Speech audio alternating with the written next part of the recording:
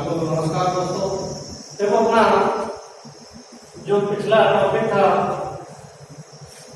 Cell structure, इसमें हमने दोनों कोशिकाओं के बारे में अध्ययन किया था, prokaryotic cells and eukaryotic cells. जो अपना नेक्स्ट टॉपिक है आज ये वैसे चैप्टर नंबर 3 है।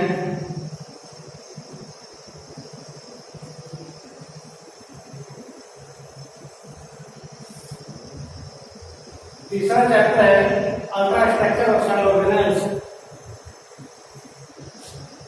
कोशिकाओं की परासंरचना।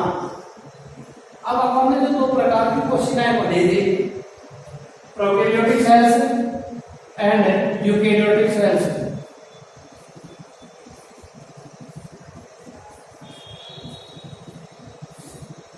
कोशिका एंड यूकैरियोटिक कोशिका। तो इन दोनों कोशिकाओं के बारे में आज अपना जो नेक्स्ट पॉइंट है वो है इन कोशिका के अंदर जो कोशिकाएं पाए जाएंगे उन प्रत्येक कोशिकाओं की आंतरिक संरचना, कार्य और उनकी बनावट से संबंधित अध्ययन करेंगे। तो नेक्स्ट अपना जो टॉपिक है वो है स्ट्रक्चर ऑफ सेल ऑर्गेनेल्स की परासंरचना, कोशिकाओं की परासंरचना। कोशिका के अंदर पाए जाने वाले जो कोशिकाएं हैं उनके अपना स्ट्रक्चर अपन देखेंगे। तो पहले तो देखेंगे प्रोकैरियोटिक कोशिका की इसकी वैसे संरचना। पूरी कोशिका के एक साथ कोशिका की संरचना हमने देखी थी। प्रोकैरियोटिक कोशिका या इसको जीवाणु कोशिका के नाम से भी जाना जाता है। जीवाणु कोशिकाओं में जीवाणु कोशिका, बैक्टीरियल सेल्स।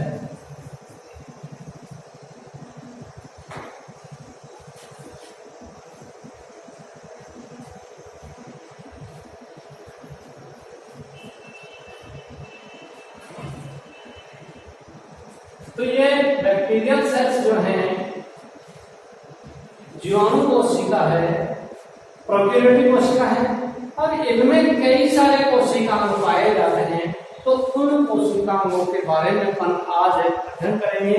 तो उनका एक पहला कोशिकांग है कोशिका भित्ति। पहला कोशिकांग क्या है? कोशिका भित्ति, सेल है।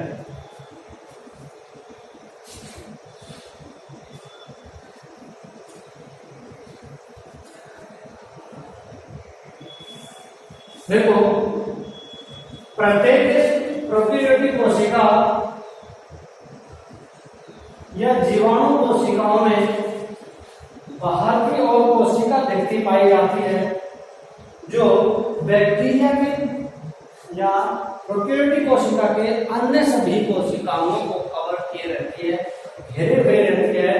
तो प्रोकैरियोटिक कोशिकाओं या जीवाणु कोशिकाओं में जो कोशिका भित्ति होती है उसके कुल अनुभाग का लगभग 10 से 40% भाग होती है।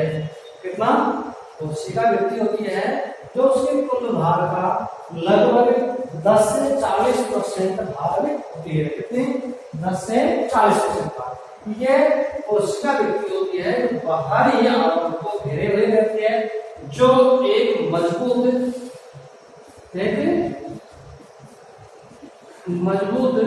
कठोर आवरण होता है।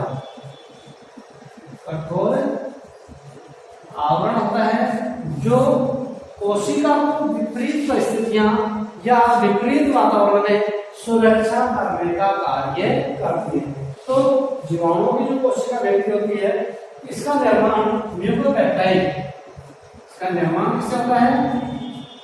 कोशिका जीवाणु में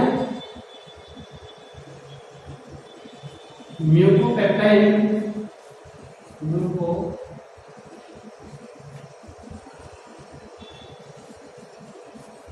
पेप्टाइड या म्यूरिन।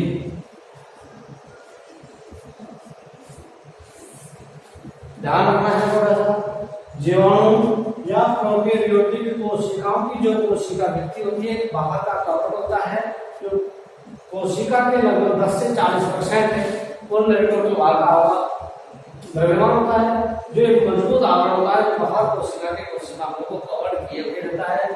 इसका निर्माण म्यूकोपेप्टाइड या म्यूरिन नामक पदार्थ से होता है। इसे म्यूकोपेप्टाइड म्यूकोपेप्टाइड या म्यूरिन नामक पदार्थ होता है। जबकि पादपों में जो कोशिका भित्ति होती है किसकी बनी होती है? सेल्यूलोज की। तो प्रोकैरियोटिक कोशिकाओं में कोशिका भित्ति किसकी बनी होगी? म्यूकोपेप्टाइड या म्यूरिन की।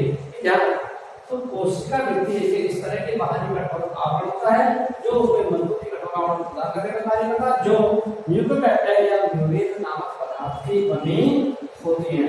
इसके अलावा इसके दो घटक होते हैं, इसमें एमिनो अम्ल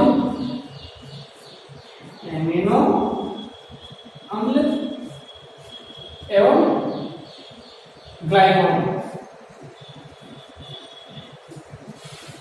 एमिनो अम्ल एवं ग्लाइकोन कोशिका भित्ति म्यूकोपेप्टाइड या म्यूरिन नामक पदार्थ की बनी होती है।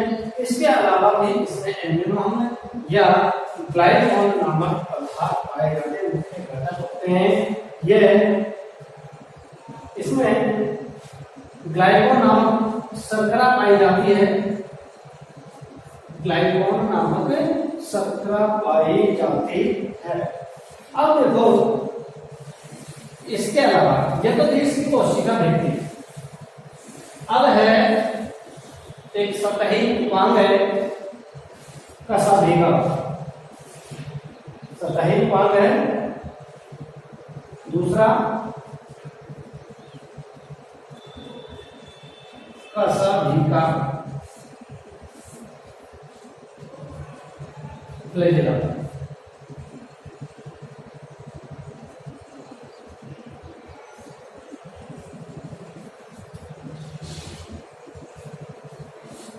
देखो जीवाणु कोशिका की संरचना में, जीवाणु कोशिका की जो संरचना देखते हैं इसमें एक तंतुमय जो संरचना होती है फ्लैजिला। क्या होती है? फ्लैजिला। ये फ्लैजिला इन कोशिकाओं में गति प्रदान करने के लिए आगे स्पर्श के प्रति संवेदनशील होती हैं, जो उन कोशिकाओं को आगे स्पर्श के प्रति संवेदनशील या आगे गति प्रदान करने के काम में आती है। तो इसको मुख्य रूप से 3 भागों में, इसकी जो संरचना है उसको मुख्य रूप से 3 भागों में बांटा गया है। आधारीय भाग, आधारीय काय, बेसल सेल्स। दूसरा है भूख और तीसरा है तंतु। इस प्रकार से कशाभिका एक तंतुनुमा संरचना होती है। उसमें मुख्य रूप से इसको 3 भागों में आधारित है, जिससे ये लगा हुआ होता है, जिससे ये लगा हुआ होता है। तो ये छड़ाकार प्रोटीन युक्त संरचना होती है, आधारीय काय होती है। ये छड़ाकार प्रोटीन युक्त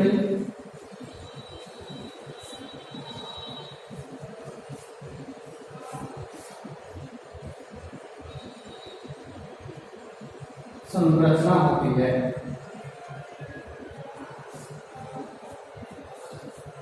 किसकी बनी होती है?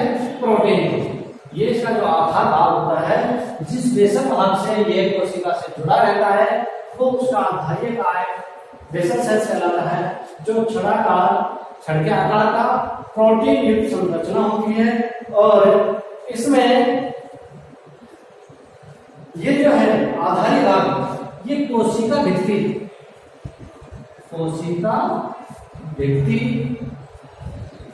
एवं कोशिका झिल्ली में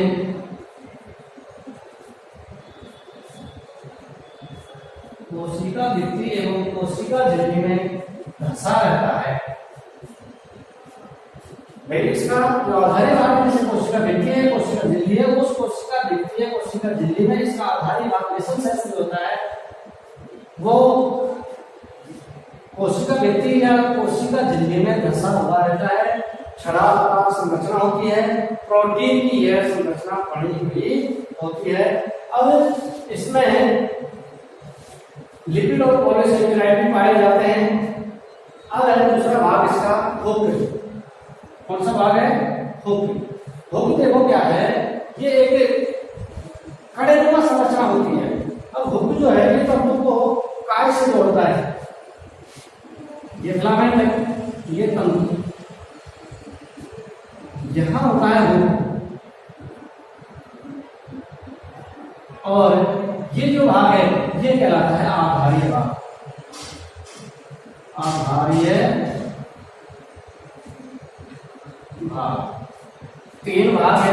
ऐसा देखा को संरचना के आधार पर जब इसके स्ट्रक्चर देखें, आंतरिक संरचना देखें, तो उसको मुख्य रूप से ऐसा देखा को तीन भागों में डिवाइड किया है, आधारीय भाग, भोग और तंतु। आधारीय भाग छड़ाकार प्रोटीनिक संरचना होती है जो कोशिका भित्ति या कोशिका झिल्ली में फंसा हुआ भाग पाया जाता है। अब ये जो है इसका उपविभाग जो तंतु एवं आधारीय काय को जोड़ने का कार्य करता है। वैसे इसके इंटरनल स्ट्रक्चर में इस तरह से होता है,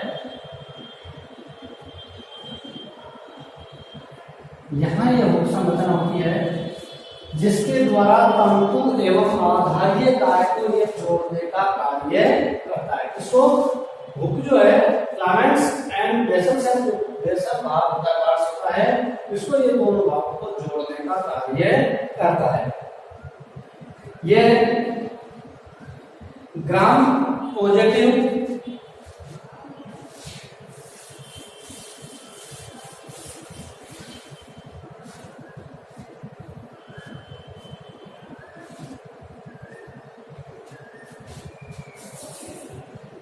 ये जो हुक है, हुक ग्राम पॉजिटिव जीवाणु में तो बड़ा होता है। हुक का जो आकार है ग्राम पॉजिटिव, ग्राम ग्राही जीवाणुओं में हुक का आकार बड़ा होता है, जबकि ग्राम नेगेटिव जीवाणुओं में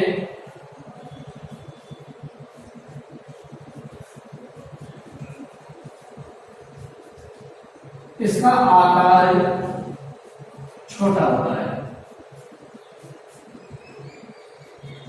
बड़ा।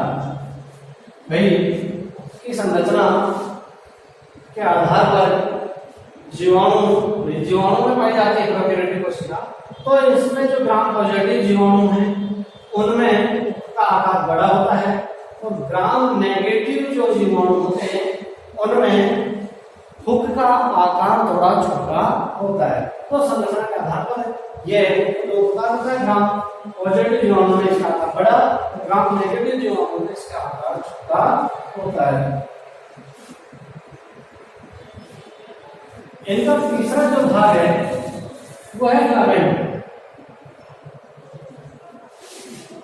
तीसरा भाग है तंतु।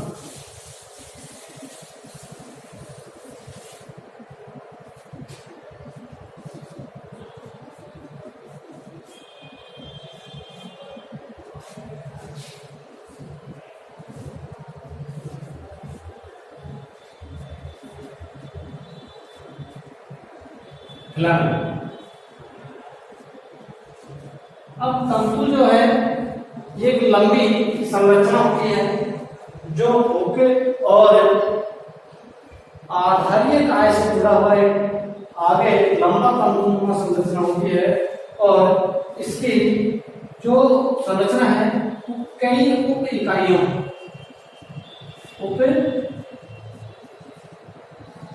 इकाइयों से मिलकर बनी होती है। कई सारी इकाइयां होती हैं जिनसे मिलकर और इस तंतु का निर्माण होता है। अब इसमें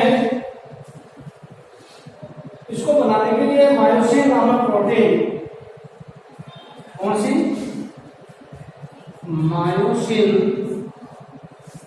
नामक प्रोटीन, एक प्रोटीन होती है मायोसिन।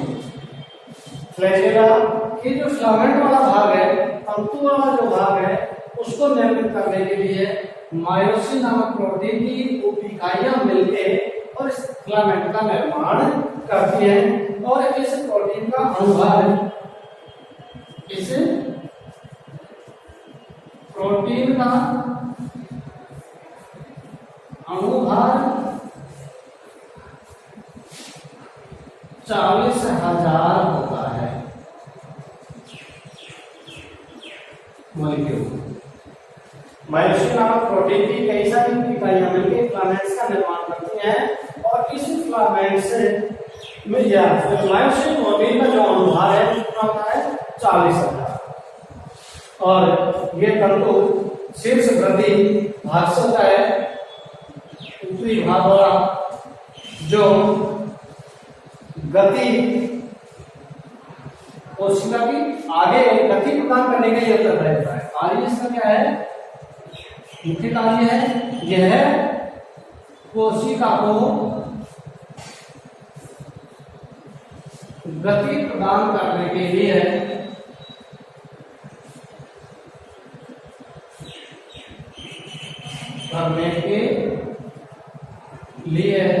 उत्तरदायी होता है।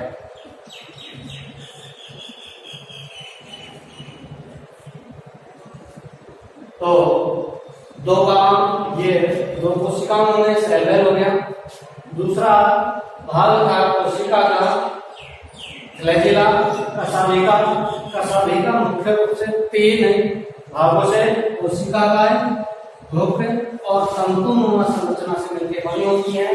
बेशक जो आधारीय काय होता है वो एक छड़ाकार संरचना होती है जो छड़ाकार प्रोटीन की बनी हुई होती है और ये कोशिका भित्ति या कोशिका झिल्ली में धंसी हुई होती है। दूसरा भाग है इसका हुक जो है ये फिलामेंट और बेसल जो पार्ट्स होता है, जैसे काय होता है आधारीय काय, उसको जोड़े रखने का कार्य करता है। और ये तीसरा जो भाग है वो है तंतु ये कई सारी उप-इकाइयों से मिलकर बना होता है। ये उप-इकाइयां कहलाती है मायोसिन प्रोटीन की कई सारी उप-इकाइयां, एक उप-इकाई इस तरह से कई सारी उप-इकाइयां मिलकर और इस फिलामेंट्स का निर्माण करती है। ये फिलामेंट्स, ये मायोसिन प्रोटीन का जो अनुभाग है वो 40,000 मॉलिक्यूल्स होता है और इसका मुख्य कार्य होता है कोशिका को गति प्रदान करना। ये फ्लैजिला होते हैं, इस तरह से आगे गति प्रदान करने में कोशिका की गति में सहायक होते हैं। तो इस प्रकार से ये कुछ इसके बाहरी कोशिकांग। अब नेक्स्ट इसमें पढ़ने जो हुक की संरचना उसमें तो देखा था कि जीवाणु मुख्य रूप से 2 भागों में बटे होते हैं।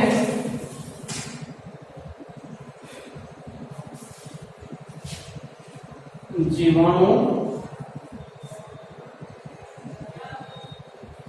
मुख्य रूप से 2 भागों में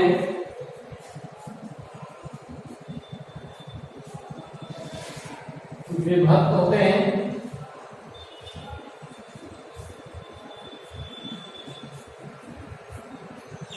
नंबर 1 है ग्रामग्राही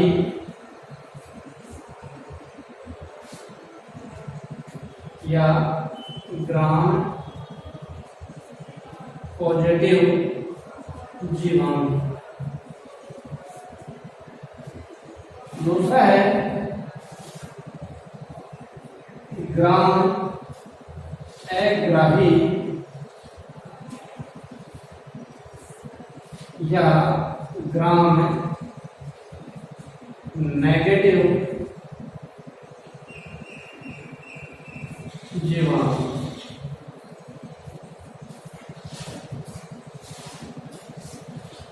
तो देखो जीवाणुओं को स्टेनिंग के आधार पर, अभिरंजन के आधार पर क्रिश्चियन नामक एक साइंटिस्ट हुआ था।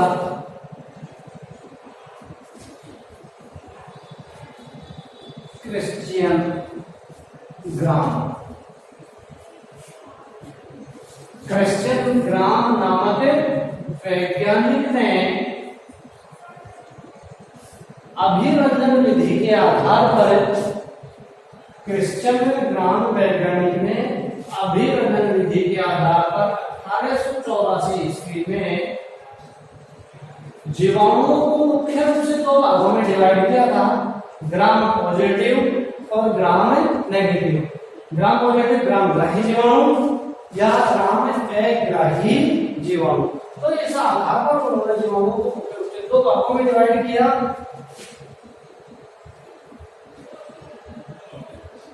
ग्राम ग्राही जीवाणु एवं ग्राम अग्राही जीवाणु। तो अब देखो ग्राम ग्राही जीवाणु क्या होते हैं कि ग्राम ग्राही जीवाणु, ग्राम पॉजिटिव बैक्टीरिया जो है वो होते हैं कि इन्होंने अभिरंजन विधि के द्वारा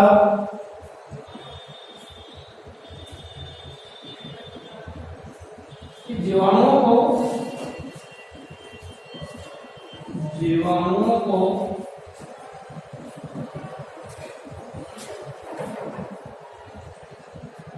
अभिरंजन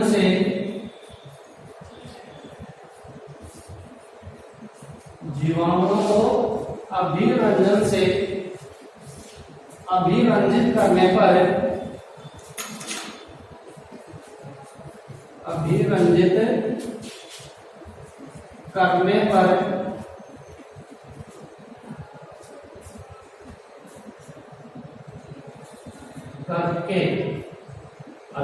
करके एल्कोहल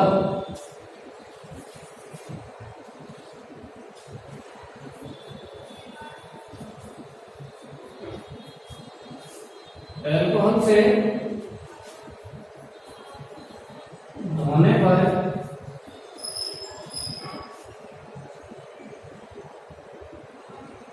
अभिरंजित बने रहते हैं, अभिरंजित बने रहते